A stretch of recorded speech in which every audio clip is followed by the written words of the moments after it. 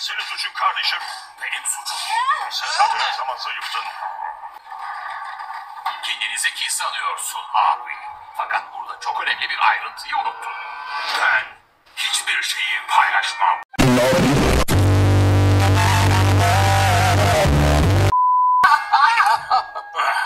Destroy'la neden uzun zamandır konuşmadığımı şimdi tekrar hatırladım.